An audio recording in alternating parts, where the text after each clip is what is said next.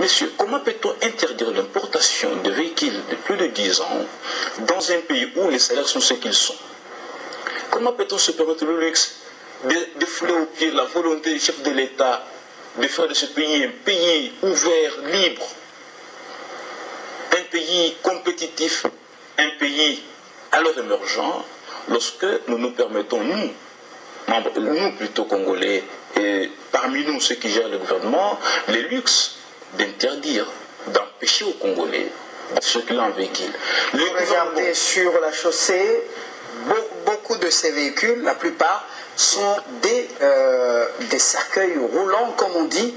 Ce sont des véhicules cimetières et vous êtes d'accord que ces véhicules soient déversés sur notre territoire et polluent davantage l'environnement?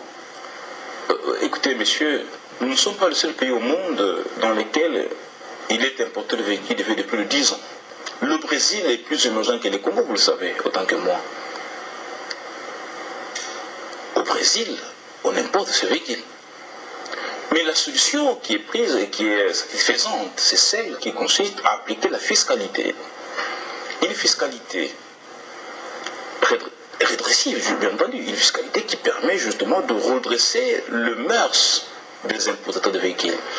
Vous savez, à travers la fiscalité... Sans contrôle technique? Non, mais les contrôles techniques... Ou avec les contrôles techniques dans la poche? Les contrôles techniques est nécessaire.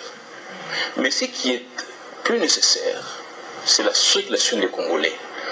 Le gouvernement n'a pas encore justifié le moyen de transport urbain significatif pour permettre des bus sont déjà sur place, beaucoup de bus, et bientôt les Congolais veulent voir les arrêts de bus vidés des passagers. Ça ne sert à rien de nous vanter autant de bus, soi-disant 9,00 km, alors que sur les arrêts de bus, on a comme l'impression que c'est la fin de match. Quand on arrive sur le point des bus de Kingasani, les arrêts des bus de Kingasani, mais on se pose bien la question, si c'est les derniers passagers qui quittent à quelle heure? Donc il faut que le gouvernement prenne le risque, prenne plutôt l'enjeu de la situation, au lieu de recourir à la solution la plus facile pour dire l'embargo. Quel embargo?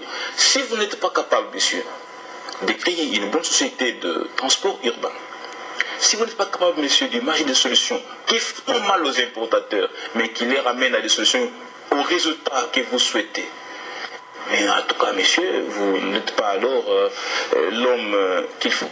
Le gouvernement a pris la mesure, vous le savez, en Europe, il est même reproché à la France de polluer plus sur l'espace de l'Union européenne, et toute cette vieille technologie est déversée sur l'Afrique. Le continent africain, à RDC, on amène même ce qu'on ne peut pas appeler véhicule. Comment voulez-vous qu'on laisse faire les choses? Monsieur, il y a une solution à ça. La solution, c'est laquelle? La solution, je l'ai dit dans ma thèse, c'est la taxe de vétusté. Le Brésil, le Madagascar a expérimenté il y a 5 ans cette taxe. Elle marche beaucoup mieux. Si on imposait à un importateur de véhicules vieux de plus de 10 ans, une somme qui, en comparaison au véhicule neuf, équivalent à la même chose, équivalent à ce montant, les gens se décourageraient et recouriraient justement au véhicule neuf.